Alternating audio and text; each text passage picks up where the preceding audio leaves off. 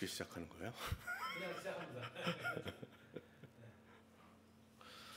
예, 안녕하십니까. 오늘 성경 공부 함께 나눠보기로 원합니다. 참 어려운 본문입니다. 소선지자 12명에 대한 이야기는 쉽지가 않습니다. 왜냐하면 잘 전해져 내려오는 배경이 없기 때문에, 특히 이 시대가 상당히 복잡한 때이고, 또 어떻게 보면 내용들이 다들 좀 이렇게 멸망에 대한 거, 망하는 거, 아니면 도덕적인 질책, 이런 것들이 계속적으로 이어지기 때문에 이 부분을 내용적으로 이해하는 것도 어렵고, 동시에 또 그 내용을 우리가 마음으로 받아들이기도 좀 마음의 거리낌이 상당히 있는 그런 부분들입니다. 그래서 오늘은 이 나움, 하박국, 스바냐 앞으로 이렇게 공부를 해나갈 텐데, 첫 번째 시간에는 이 배경에 대해서 이야기를 좀 해보려고 합니다. 이미 앞부분에서 정유한 목사님이 이러한 관련된 얘기를 많이 하셨는데, 저는 이제 이걸 좀 정치적인 면에서 요 당시의 정치, 국제 정치, 국제 정세를 연결해 가지고 좀 이야기를 해보려고 합니다. 우리가 잘 알면서도 이해가 잘 안 되는 부분 중에 하나가 뭐냐 하면, 이스라엘 자체가 남과 북으로 갈라져 있었다라는 사실이죠. 이건 이제 쉽게 우리가 자주 들었던 얘기니까 이해가 될 수 있습니다. 근데 그 규모가 다릅니다. 왜냐하면 성경에서 우리들이 오해를 하기 쉬운 게 뭐냐 하면, 성경에서 내내 이 유다에 대한 이야기가 강조점을 가지고 있습니다. 왜냐하면 다윗 왕조이기 때문에 그렇습니다. 다윗의 정통성을 가지고 다윗 왕조의 이야기가 적어져 내려왔기 때문에, 성경은 어떻게 보면 유다 민족을 중심으로 하는, 유다 족속을 중심으로 하는 역사입니다. 그래서 그 계보가 다윗에부터 시작해가지고 예수님께로 이어지는 그러한 계보를 이해를 했었기 때문에, 우리는 쉽게 어떤 오해를 하냐 하면, 이스라엘 그러면 그 유다가 다라고 생각하는 거죠. 유다 민족이다, 유다 족속이다, 이스라엘이다, 이런 오해를 하기 쉬운데, 실은 유다는 소수였습니다. 우리가 알다시피 이스라엘 민족은 12지파가 있죠. 12지파가 있는데, 기원전 930년에, 그러니까 이스라엘 왕조가 시작되고부터, 다윗 왕조가 시작되고부터 다윗과 솔로몬의 지배가 끝난 다음에 곧바로 분열이 되어졌잖아요. 그러니까 그 시대를 생각을 해보면 기원전 930년경에 둘이 분열이 되고, 그 다음부터는 유다와 가장 작은 지파죠, 베냐민 지파 둘이 한 팀이 된 것이고, 쉽게 얘기하면 나머지 10지파가, 12지파 중에 10지파가 한 팀이 된 겁니다. 그러니까 유다 지파가 인구가 좀 많긴 많았지만 베냐민 지파는 또 적었기 때문에, 아마 인구로 친다면 아마 6분의 1, 아마 유다가 좀 더 많았기 때문에 그 당시 인구수로 치면은 한 5분의 1 정도 됐을 거라고 얘기를 합니다. 그러니까 4대 1의 규모입니다. 그러니까 역사라는 게 참 아이러니한 거죠. 4대 1의 규모인데, 숫자적으로 그냥 지파별로 하면 5대 1의 규모인데, 역사는 이 1에 대한 역사를 적어주고 있는 겁니다.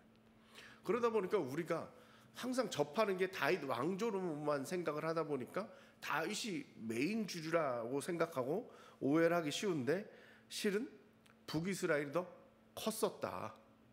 그쪽이 오히려 더 규모가 컸었다라는 것이고요. 그 왕조가 이어지기는 북이스라엘과 남유다를 치면 북이스라엘이 훨씬 이전에 망했고, 그 이후에 유다가 망했는데, 이 부분에 대해서는 좀 더 설명이 이어지기 때문에 간단하게 말씀드리겠습니다. 이 땅에 대한 지도를 봐도 이 부분이 나오고 있는데요, 북이스라엘 규모가 훨씬 크죠. 네, 북쪽에 저기 10지파가 모여 있다 보니까 훨씬 규모가 큽니다. 네.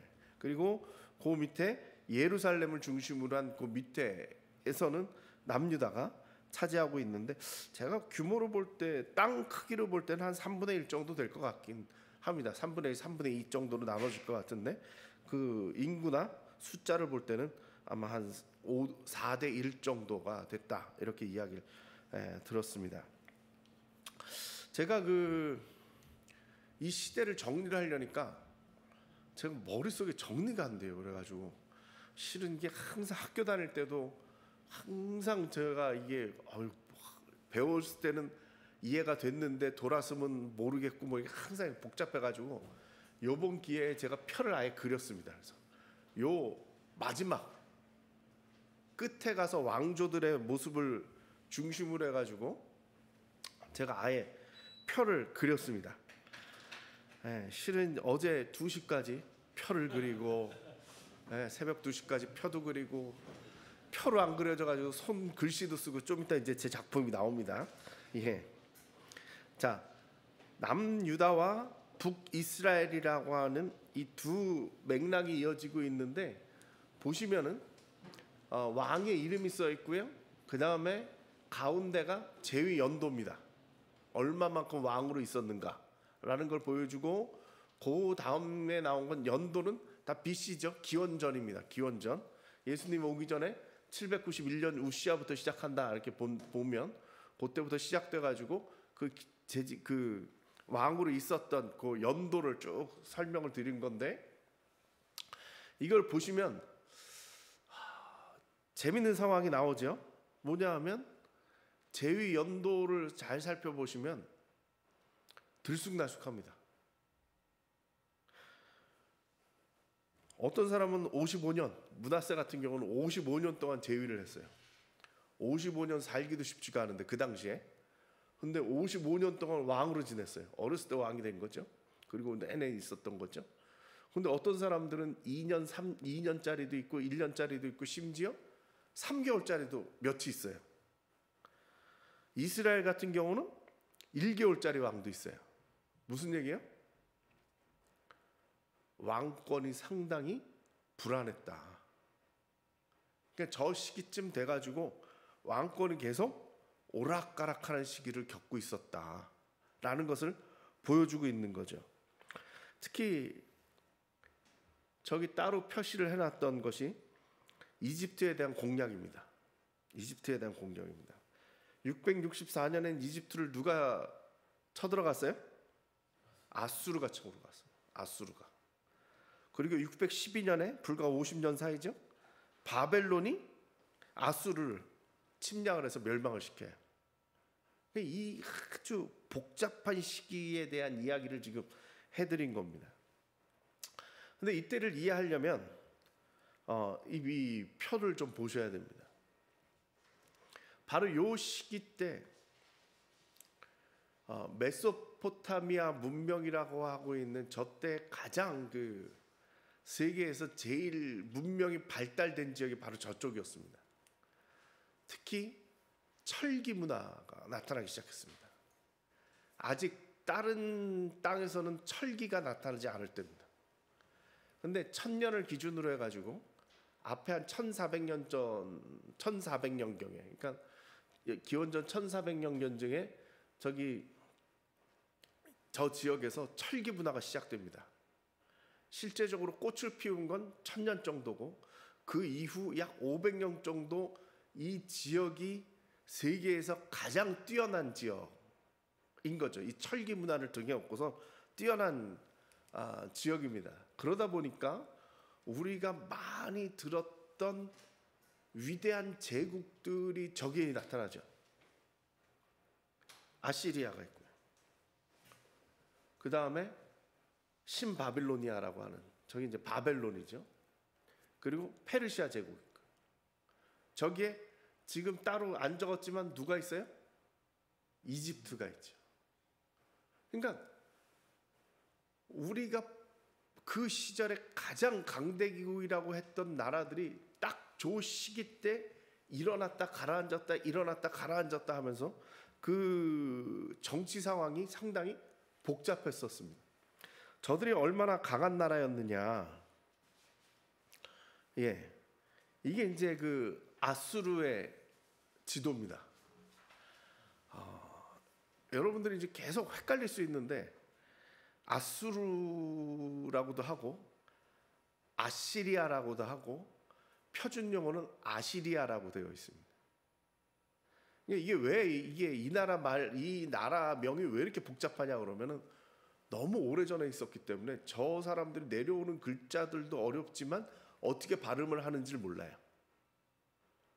그러니까 계속적으로 저 이름이 명확하지가 않아요. 근데 이제 우리는 성경에 아수르라고 적혀 있고 일반적으로 이야기할 때는 뭐 아시리아라든가 뭐 당연하게 이야기를 합니다.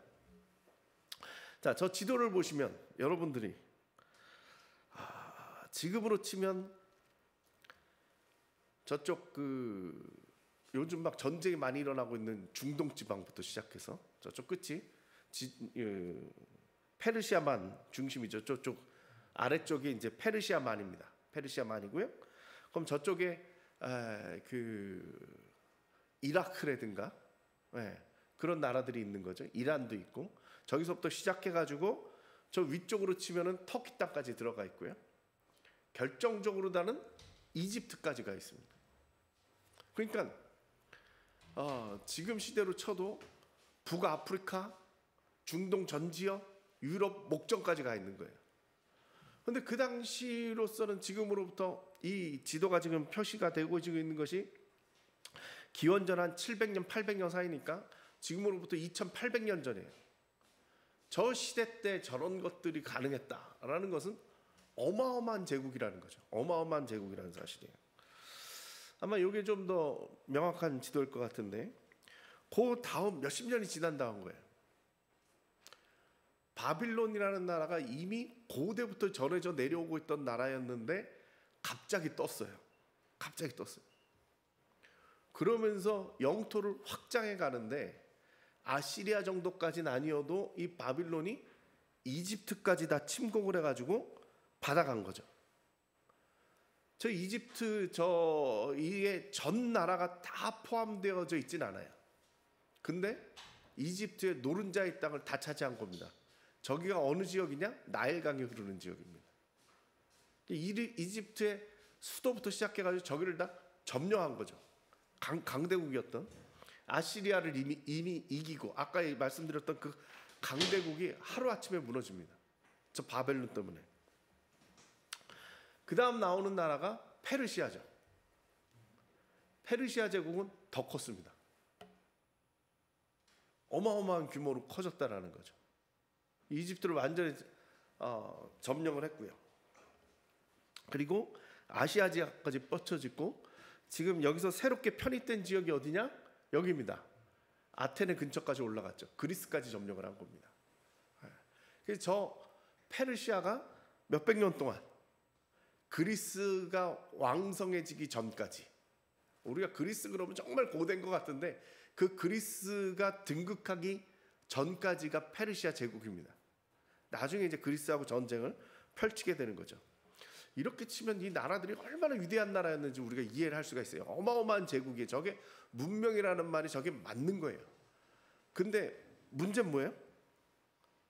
이스라엘은 조그만 나라가 저 사이에 껴있다라는 거예요.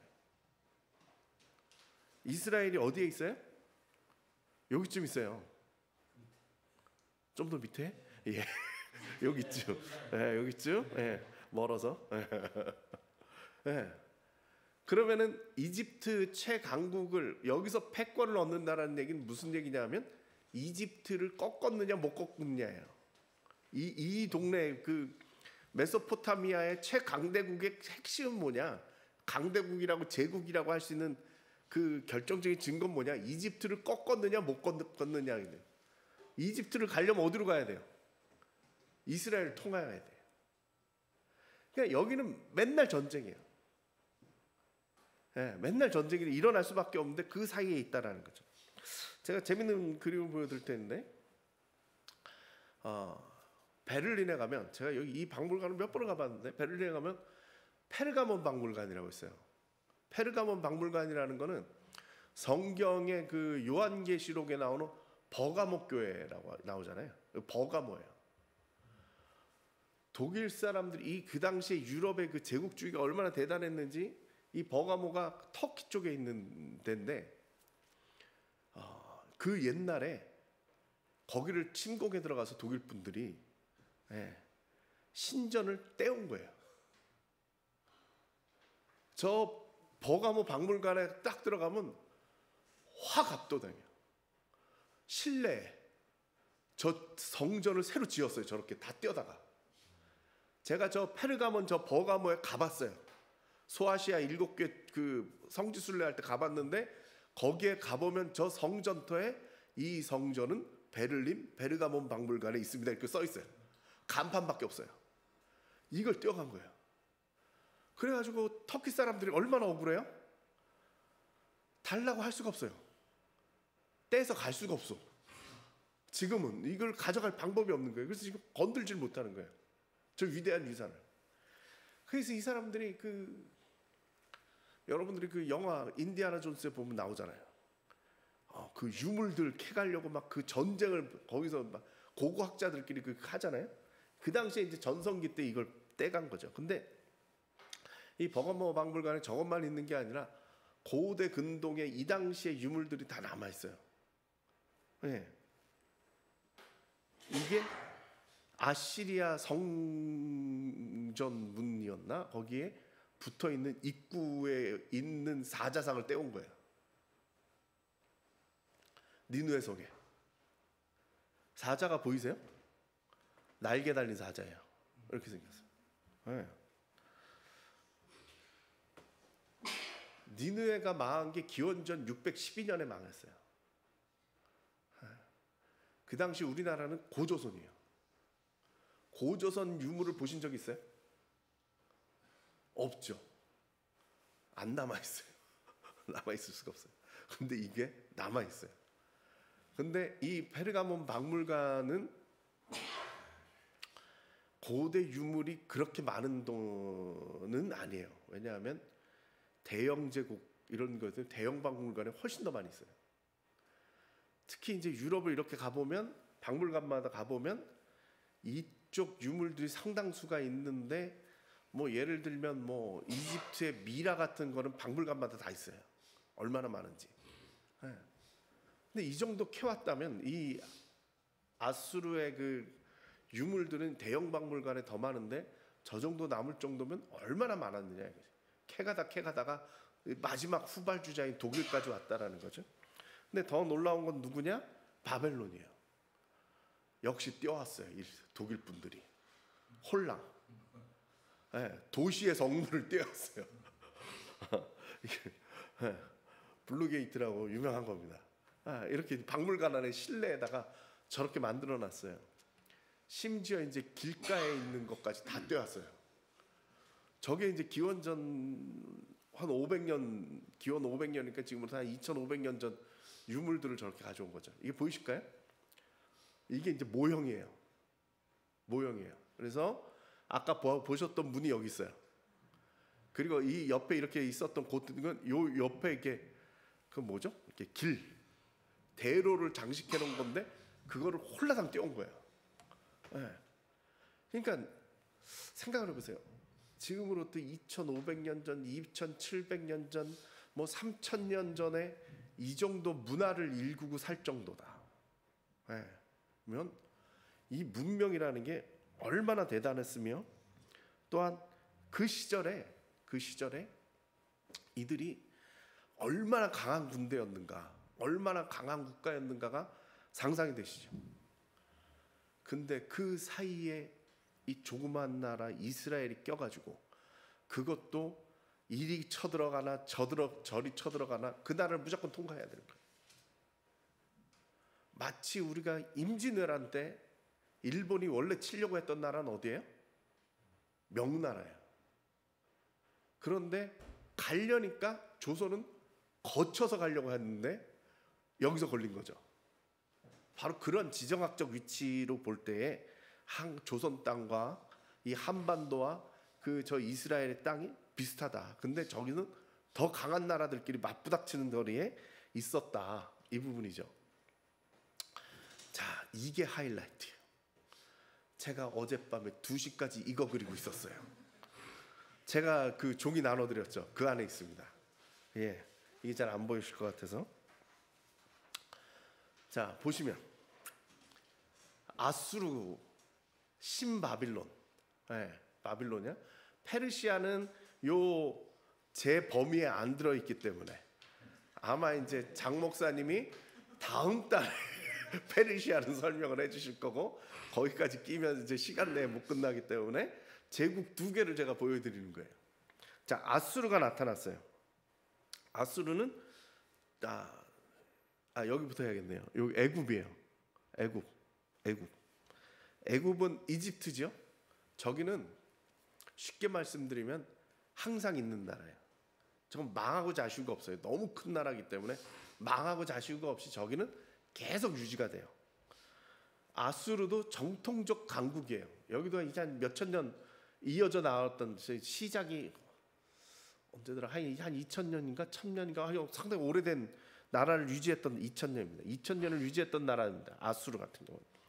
근데 여기가 이제 흥망성쇠가 있었을 거 아니에요? 근데 아수르가 절정기에 이르렀을 때가 언제냐? 745년에 디글랏 빌레셋 3세라는 사람이 나타났을 때예요. 이게 위대한 왕이에요. 그래서 그 당시에 그 지역을 뒤흔들어요. 다 정복을 해나가는 거예요.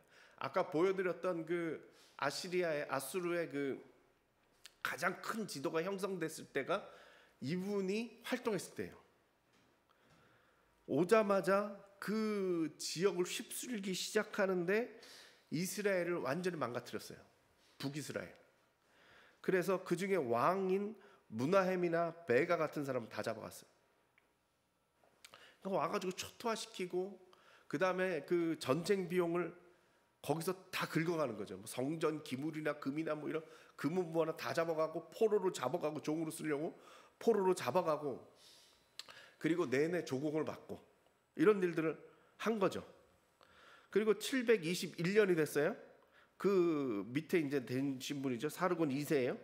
이 사람 때 북이스라엘을 쳐들어가서 완전히 망가뜨려요. 끝내버려요. 이때가 이제 절정이었던 시대예요. 근데 700년에 산헤립이라고, 이건 성경에 나오기 때문에 들어보셨을 것 같아요. 산헤립이라고 있어요.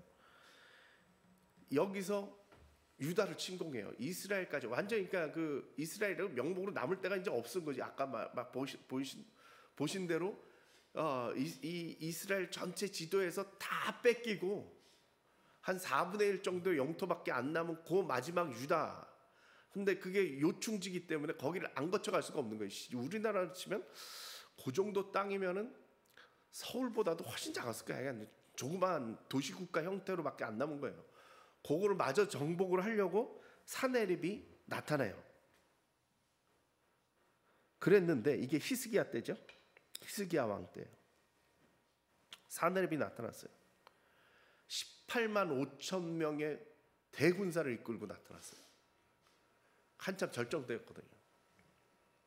그래서 유다를 잡고 애굽으로 가야 되는데 성경에 보면 말씀하신 작업을 하려면 말씀하신 작업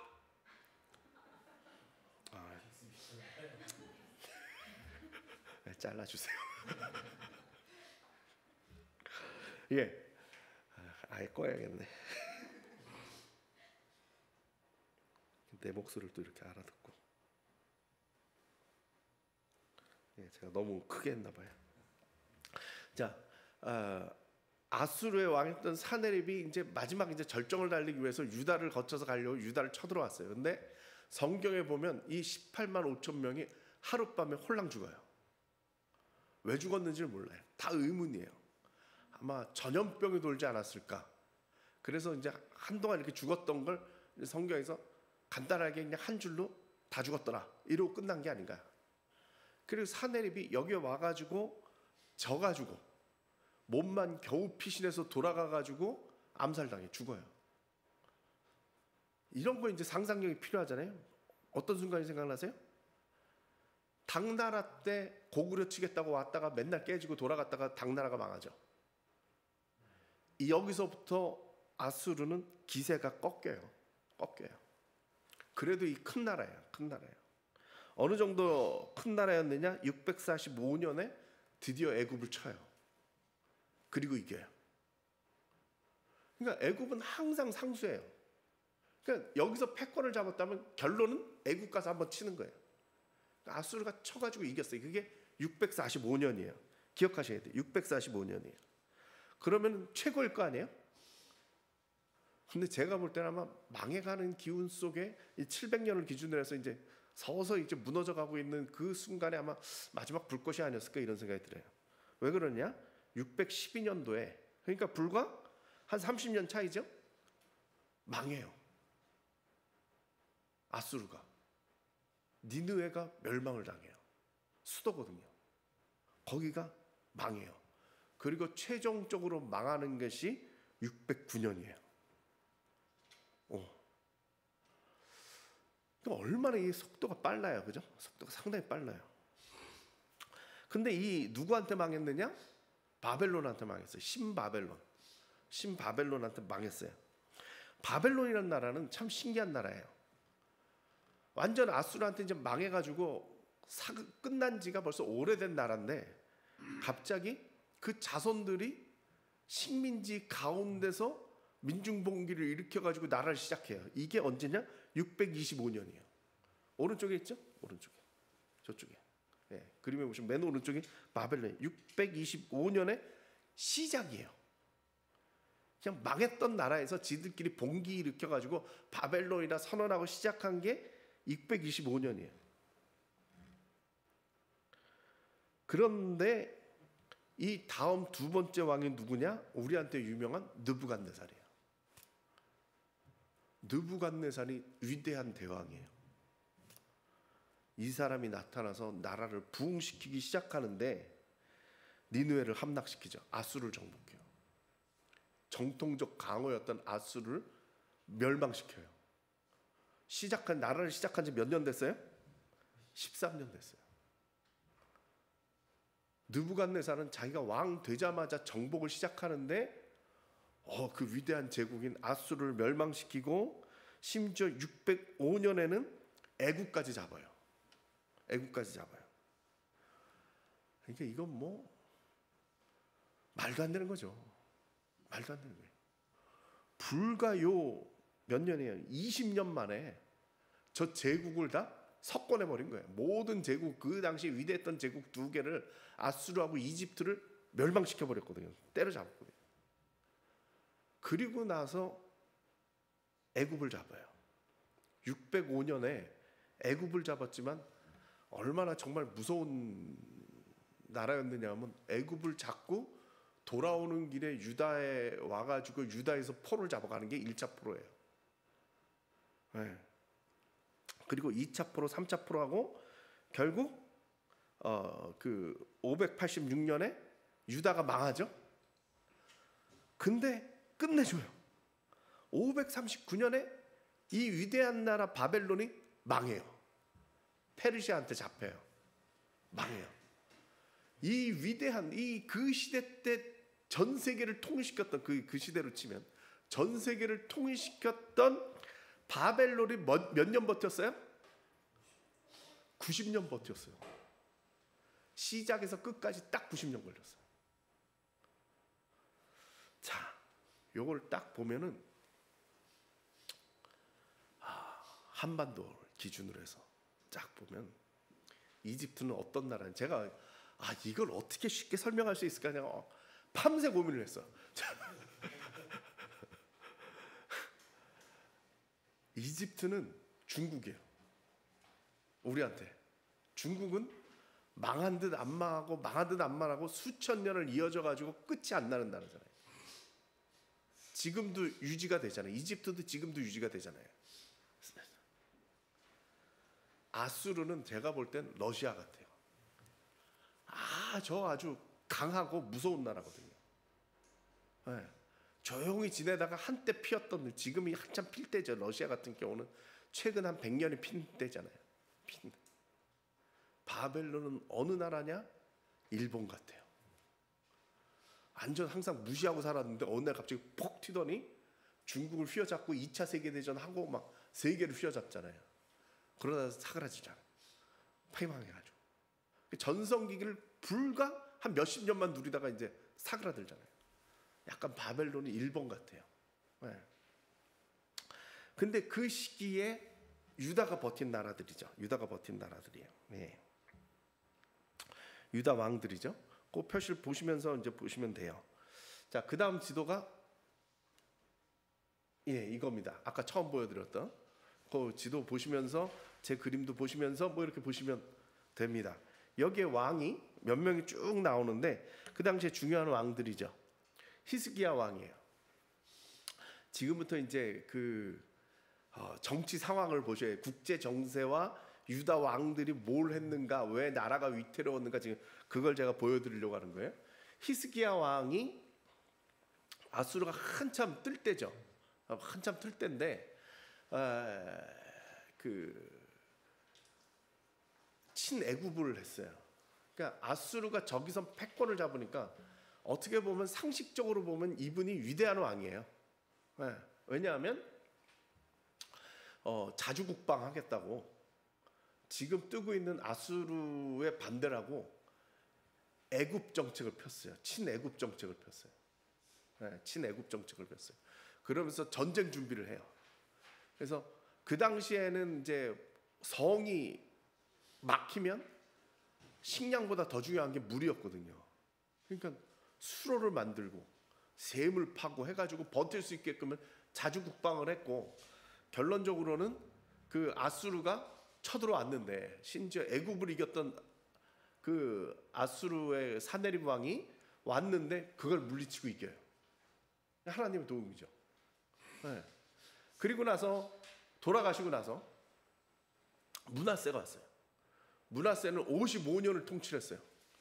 12살의 왕이 돼요. 12살의 왕이 됐어요. 근데 이 양반이 들어오자마자 뭘 했느냐? 각종 악행을 저질렀어요. 12살 때 무슨 악행을 저질렀는지 모르겠는데 악행을 저질렀어요. 그러다가 하나님한테 이제 밑보인 거죠. 아수르가 쳐들어와가지고 끝내 잡아가요. 왕이 쇠사슬 차고 잡혀가요. 갔다가 이 어려움을 당하니까 신앙이 생겨요. 하나님 자꾸 막 이러니까 풀어줘요. 하나님이 돌아와요. 돌아와서 우상 제거하고 하나님 앞에 이렇게 엎드려 경배를 해요. 그래가지고 종교개혁을 일으키는 거예요. 그 당시에 므낫세의 입장에서는. 근데 항상 성경에는 므낫세 못됐다 소리가 계속 나와요. 앞에 잘못한 게 기준이에요. 이 사람은. 뒤에 돌아와서는 잘했는데 어찌됐건 몇 살에 잡혀갔다 왔는지는 모르겠어요. 성경에 안 나와 있어요. 근데 잡혀갔다 왔어요. 그러니까 얼마나 그 당시에 나라가 위태롭고 웃긴 얘기예요. 그 다음에 므낫세가 죽고 나서 아몬이 들어와요. 므낫세 아들이에요. 므낫세 아들이죠. 아몬이 들어와요. 근데 이분은 2년 딱 통치를 했어요. 2년 딱 통치를 했는데 많은 악을 행하셨다라고 기록이 나와 있는데, 역대하죠. 역대하에 보시면 지금 성경을 구조적으로만 생각을 하면 잘 이해가 안 돼요. 왜냐하면 역대기하고 지금 이쪽 선지서는 너무 멀리 있잖아요. 중간에 말해서, 근데 이게 다른 시대 같은데 실은 같은 시대 얘기를 한 거예요. 중간에 이제 껴들어온 게 많이 있는 거고, 이게 그 연대기별로 이렇게 순서대로 적어놓은 게 아니기 때문에 성경은 배열을. 근데 하여간 그렇습니다. 역대하로 들어와요. 역대하 33장 24절 25절에 보면 그의 신하가, 아몬의 신하가 반역을 하여 왕을 궁중에서 죽임에 백성들이 아몬 왕을 반역한 사람들을 다 죽이고 그 아들 요시야를 대신하여 왕으로 삼으리라. 그냥 엉망이었던 거예요. 왕이 있는데 딴 데서 죽인 것도 아니고 그 궁전에서 신하들이 들고 일어나서 죽여버렸어요. 반역이 일어난 거예요. 신하들이 들고 일어나서 죽여버렸어요. 근데 더 웃긴 건 뭐냐? 그 꼴을 보고선 백성들이 일어나서 죽인 놈들을 또 죽였어요. 그러니까 이게 질서가 없는 거예요 지금. 그리고 왕을 세웠는데 누가 세웠어요? 백성들이 세운 거예요. 백성들이 그 질서를 잡은 거예요. 그 옛날 시대의 왕정 시대 때 백성들이 일어나가지고 왕을 세운다. 백성들이 일어나서 뭘 어떻게 했는지는 모르죠. 성경에 그 자세히 안 나왔는데 백성들이 일어나가지고 요시야 보고 당신이 왕해라. 이제 이렇게 됐다라는 거죠. 요시야 왕은 뭐 유명하죠. 종교 개혁을 일으키고 정말 하나님 앞에 바르게 살잖아요. 근데 여기서부터 또 어떻게 됐어요? 애굽하고 또 반대로 가는 거예요. 반애굽을 해가지고 이분은 이제 그 아수르에 붙은 거죠. 아수르에 붙은 거예요. 그래가지고 아수르를 치겠다고 반격을 하려고 이집트에서 올라오는데 거기에 나가서 싸운 거예요.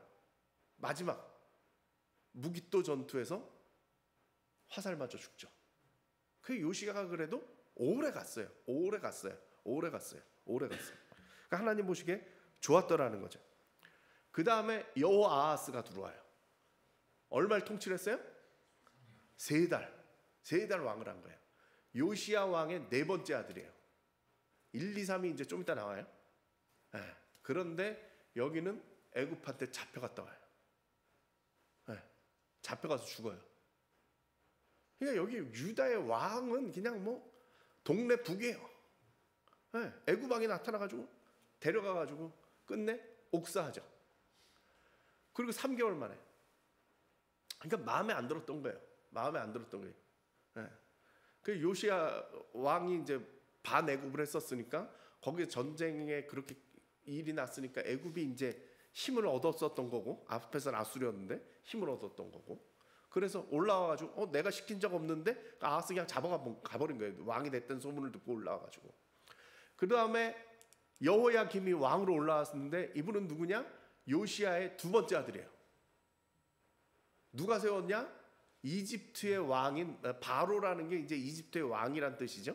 느고가 올라와가지고 여호아스는 잡아가고 그 형 여호야김이라고 하나 있네. 원래 엘리야김인데 이름 바꿔가지고 그럼 너는 이제부터 내가 여호야김이라고 부르는 걸로 이름을 고쳐주고 네가 이제 왕해라 이렇게 되는 거죠. 그래가지고 끝난 줄 알았는데 어떻게 돼요? 바벨론 침공을 당하죠. 그게 되게 웃긴 거예요. 왕이 돼가지고 3년 지났더니 곧바로 그 바벨론 포로로 그 침공을 당한 거예요. 그 605년에 그 바벨론이 완전 점령을 해버리고 자기가 숙인 이집트 때문에 섰는데 바벨론 침공을 당하고 포로로 백성들이 잡혀가는데 이때 잡혀간 사람은 어떤 사람들이냐? 다니엘과 세 친구. 그 다음에 왕족과 귀족, 소수를 잡아갔어요. 그 나라의 인재를 데려가가지고 바벨론의 정책이 그 인재들을 데려다가 잘 먹이고 교육을 시켜가지고 바벨론화된 사람들을 만드는 게 목적이었어요. 그래서 다니엘하고 왕족하고 데려갔는데 이 여호야김도 특이한 사람이죠. 바벨론한테 그렇게 당했으니까 조공을 바쳤는데 한 3년 바치다가 다시 배발을 해요. 그래서 어떻게 됐느냐? 다시 느부갓네살이 와가지고 때려잡아서 데려가 버려요. 3년 만에. 그 602년에 잡혀갑니다. 바벨론으로. 왕이 아닌 거죠. 왕이 아닌 거예요. 제일 인생이 정말 드라마틱한 분이시죠. 그리고 나서 그 다음 왕이 서요. 누가 서느냐? 여호야긴이 돼요. 안 되냐? 여호야긴이 와요. 이분은 여호야김의 아들이에요. 몇 살에? 8살이에요. 8살에 왕이 돼요. 그랬는데 3개월 딱 지내니까 서자마자 저쪽 바벨론에서 왕이 섰네. 그리고 또 쳐들어오는 거죠. 누가 세웠겠어요? 바벨론이 세웠는데 마음에 안 들었나 보죠. 그 또 쳐들어오죠. 그래서 2차 포로를 잡혀가요. 실은 이 2차 포로 때 다 잡혀가는 거예요. 웬만한 사람들은 다 잡혀갔어요. 그래서 왕과 왕의 모친, 아내, 내시, 권세자, 용사 7,000명 해가지고 약 1만 명 정도가 이때 홀랑 잡혀가요. 네. 그리고 나서 시드기야 왕이 있습니다. 이분은 누구예요? 요시야 아들의 아들이에요. 또. 네. 그러니까 요시야가 죽은 이후에 아들이 섰다가 손자가 섰다가 다시 아들이 섰다가 그러니까 왕으로 유지가 안 된 거예요. 쉽게 얘기하면 요시야 때의 마지막 불꽃이었고 그 다음부터는 계속 이 문제가 생기는 거죠. 그리고 시드기야가 나타나요. 여기서는 이스라엘 사람들은, 이 유다 사람들은 특이한 것 같아요. 이 꼴을 당하고 다시 반바벨론 친애국 정책을 펴요. 미친 거지. 이게 제정신이 아니에요. 내가 볼 때는 바벨론에게 그렇게 당했는데 또 바벨론 반대를 하고 친애국으로 또 돌아요. 이때 나타난 예언자가 누구냐? 예레미야예요. 안 된다고. 바벨론은 하나님이 저건 세워놓은 거기 때문에 숙이고 들어가야 된다고. 그걸 눈물로 호소하는 게 이 예레미야는 눈에 보이는 거예요. 망할 게 눈에 보이는데 왕이 미쳤죠. 반바벨론 정책을 핀 거예요. 2번이나 당했는데 그중에 잔잔하게 왕도 잡혀가고 모두 잡혀가고 했던 것까지 생각을 해보면 몇 번을 당했는데 근데 또 버티는 거예요. 오늘 애굽이다. 시간이 많이 갔네요. 그래서 다시 전쟁을 맞죠. 전쟁을 맞아요. 근데 예루살렘을 포위를 했는데 30개월을 버텨요. 1년 반을 버티는 거예요. 먹을 건 다 떨어졌죠. 심지어 자식까지 잡아먹는 그런 일들이 벌어졌죠. 물론 이스라엘 사람도 고통스럽겠지만 밖에서 진치고 있는 사람들은 어떻겠어요? 더 괴로워. 그래서 점령하자마자 완전히 박살을 내요. 화가 나가지고. 그리고 이 버텼던 그 시드기야 왕을 잡아가죠. 왕 앞에 끌고 가요. 이때는 왕도 안 나타났어요. 그냥 장군 보내가지고 정복을 했는데 다시 데려가요. 데려가가지고 그 눈앞에 보는 데서 아들 둘을 죽여요. 그리고 신하들을 죽여요. 그러고 나서 시드기야의 눈을 빼버려요. 그러니까 마지막으로 본 장면이 자기 아들 둘이 죽는 장면을 본 거예요. 그 지금 그런 삶을 살면서 이 유다의 역사가 끝이 나요. 요 시기에 활동했던 선지자가 바로 나훔과 스바냐와 하박국이에요. 요시야 왕 때 나훔이 활동을 했었고 바벨론이 뜨는 거를 보고 설명을 한 게 스바냐고 그리고 망한다라는 거를 보여준 게 바로 하박국이에요. 요 이야기들을 앞으로 진행을 해나가도록 하겠습니다. 이상입니다.